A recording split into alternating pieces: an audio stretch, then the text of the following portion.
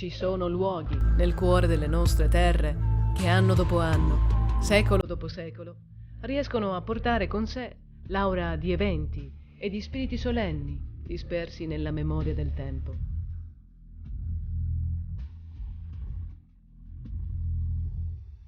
Spesso il compito della fotografia è quella di restituire tali impressioni, quelle stesse impressioni che nascono al momento, trovandoci in una dimensione alla quale non siamo quotidianamente abituati.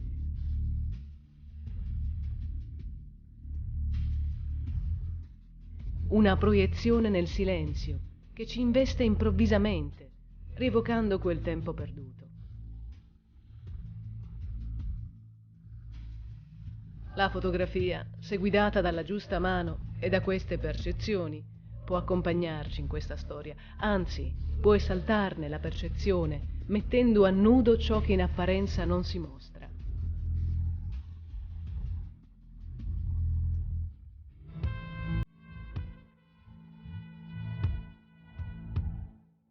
Nel cuore degli Iblei, uno di questi luoghi particolari, dove le vibrazioni entrano all'unisono con le corde degli animi più sensibili, è certamente la celebre grotta delle Trabacche, nel comune di Ragusa.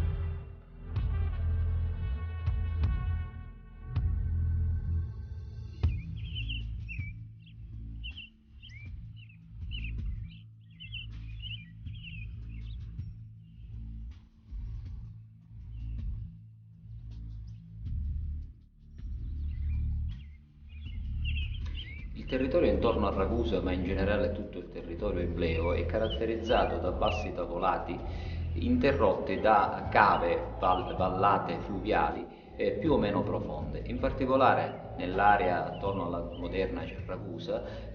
a nord di essa le cave sono più profonde, mentre a sud degradano dolcemente verso il mare, come nel caso appunto della vallata del Buttino, sul versante destro della quale si apre appunto l'ipogeo delle Trabacche.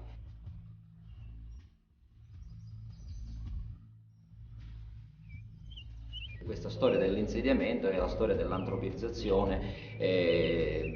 di tutte le fertili campagne del Ragusano da parte di gruppi eterogenei dal punto di vista culturale che puntavano a sfruttare delle campagne eblee la feracità dei suoli e la vocazione pastorale delle stesse. E la stessa cosa avviene appunto qui in contrada Buttino, dove attorno al IV-V secolo d.C. dovette esservi un villaggio ampiamente collegato col mare e con l'entroterra più vicino, ma anche e soprattutto la feracità, dicevo, del suolo e la possibilità appunto di utilizzare questi suoli anche per l'allevamento.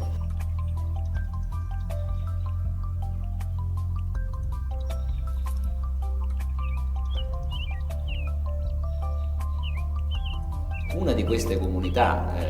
che si arricchì grazie a queste attività di sfruttamento dei suoli agricoli dovette dovette far scavare da manodopera specializzata tra la fine del IV e gli inizi del V secolo questo enorme ipogeo. Si tratta di un ipogeo di una piccola comunità, contiamo all'interno non più di 80-90 fosse per la sepoltura, arche per la sepoltura degli inumati, anche se pensiamo che nel tempo l'ipogeo stesso fu utilizzato più volte. Ma la cosa straordinaria di questo ipogeo è che i fossori, così venivano chiamati gli operatori del settore preposti appunto all'escavazione di queste strutture, di queste architetture in negativo, questi fossori caratterizzano questo ipogeo con la presenza di questi enormi baldacchini al centro di due camere distinte più distinte forse cronologicamente più che icnograficamente nella pianta.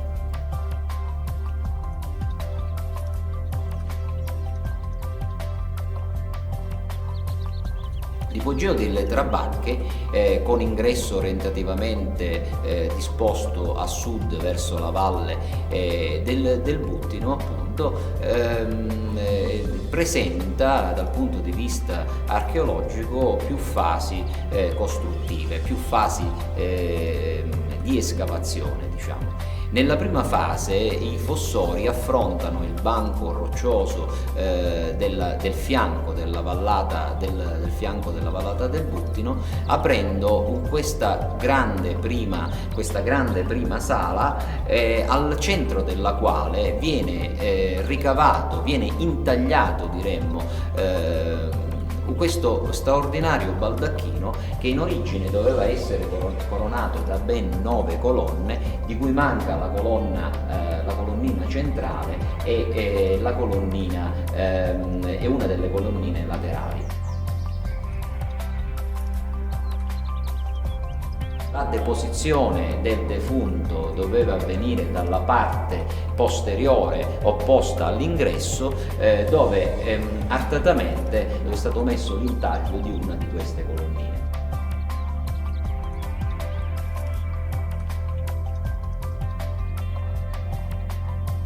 Questo sistema di colonnine e arcatelle definisce un'architettura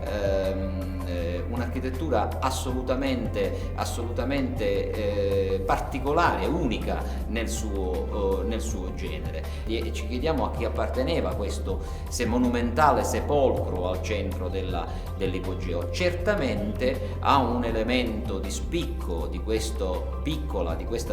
comunità che volle farsi ricordare con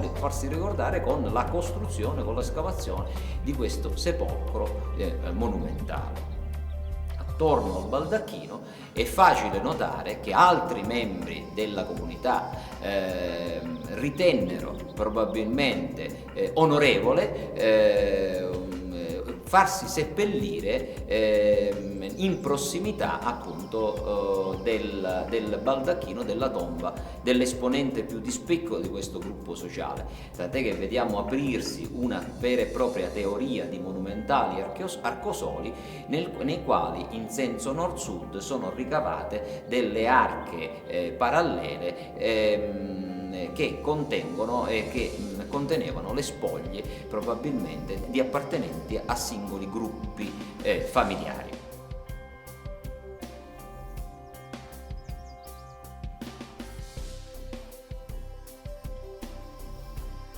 Ma la storia dell'ipogeo continua. Probabilmente questo gruppo sociale, ben caratterizzato all'interno della comunità di appartenenza, dovette ritenere opportuno allargare questa grotta, perché forse per l'emergere di un altro personaggio di spicco all'interno del gruppo sociale, personaggio di spicco forse direttamente filiato con il primo che aveva costruito il primo baldacchino all'interno dell'ipogeo, e quindi successivamente, in una fase successiva che noi collochiamo appunto intorno al V secolo, viene sfondata la parete occidentale, parte della parete occidentale del camerone ipogeico, e intagliato un ennesimo baldacchino molto simile al primo, attorno al quale anche in questo caso si pone una teoria di arcosoli della stessa tipologia dei primi.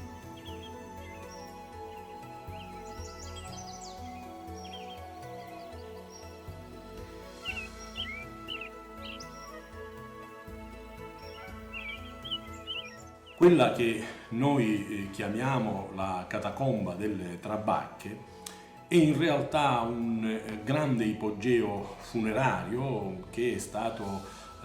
utilizzato dall'età tardoantica fino al periodo bizantino, È in fondo un monumento molto interessante nella storia degli studi.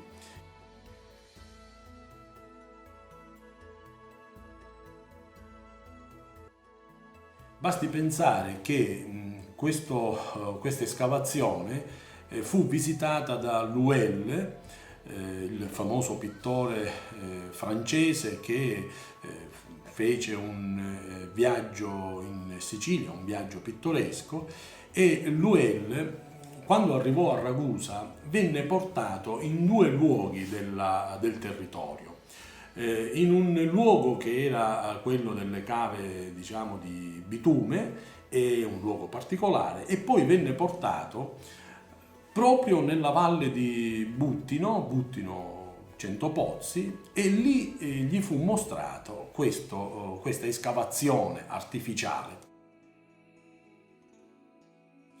E Luel fece un acqueforte che poi fu pubblicata nel suo volume. Dunque questa straordinaria, appunto, escavazione, questa camera funeraria, ha avuto un illustratore importante ed è entrata nella storia degli studi già, appunto, in un'epoca abbastanza antica. Di questa catacomba poi se ne sono occupati anche altri studiosi, ma fu ancora uno studioso, diciamo, locale, il quale eseguì una serie di rilievi, Filippo Pennavaria, che poi pubblicò nelle sue memorie.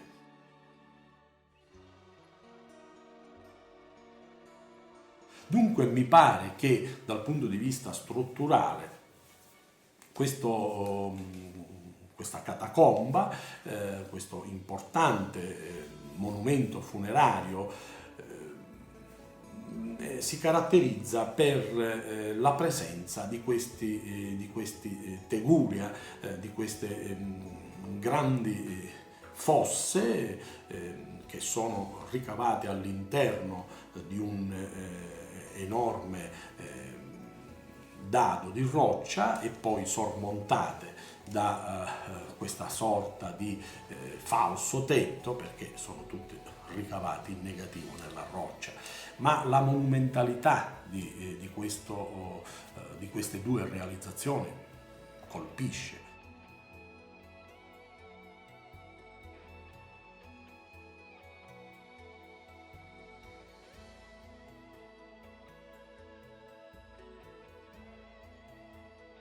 Diciamo che recentemente ha avuto anche un ritorno cinematografico, per cui la fama di questo ipogeo diciamo che si è arricchita di una novità, in quanto il regista della serie Montalbano ha ritenuto di ambientare una delle scene del Cane di Terracotta proprio all'interno della catacomba delle Trabacche, e questo credo che ha dato ancora maggiore notorietà a questo monumento, nell'ambito del quale oggi forse è possibile intrecciare varie forme di turismo, un turismo ovviamente di tipo archeologico, ovviamente si tratta di una nicchia legata appunto a questo intrinseco interesse per questo genere di ambienti funerari caratterizzati appunto da queste straordinarie strutture quali appunto i sepolcri a Teguria, e anche un turismo di tipo cinematografico, i luoghi di Montalbano. Ecco, la catacomba delle Trabacche credo che oggi possa anche vantare, diciamo, il privilegio di essere stata protagonista appunto di uno degli episodi usciti dalla penna del creatore di Montalbano.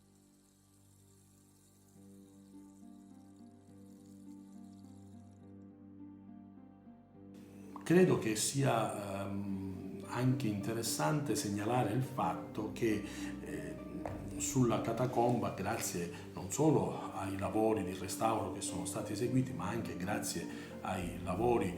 che ha eseguito il Comune di Ragusa di avvicinamento, diciamo, di accesso, costruendo una strada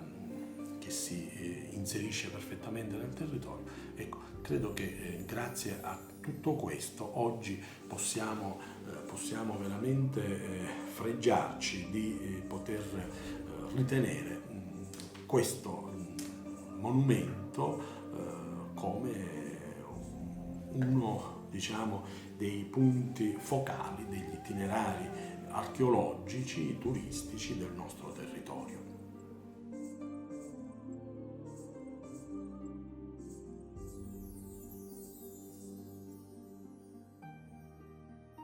A me particolarissimamente cara, a me come famiglia, perché la mia famiglia da centinaia e centinaia di anni.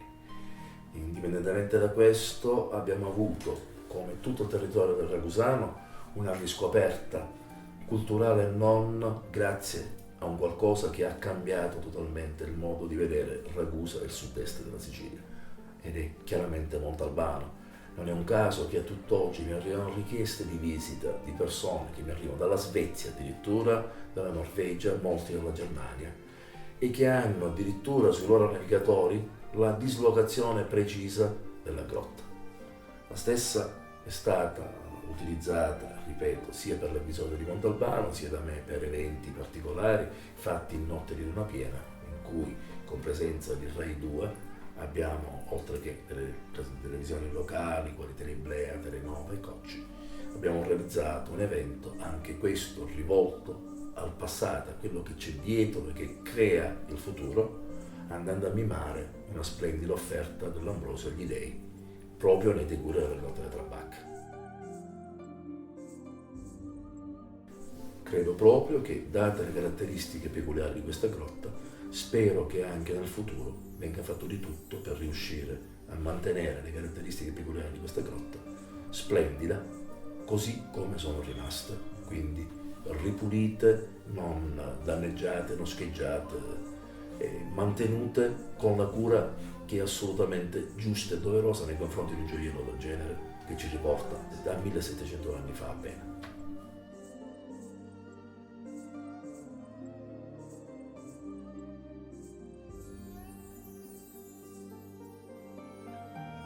Scavata a mano da quel popolo bizantino che si diffuse in Sicilia dal IV secolo d.C., la Grotta delle Trabacche è uno straordinario esempio di monumentale foggia funebre dell'Alto Medioevo,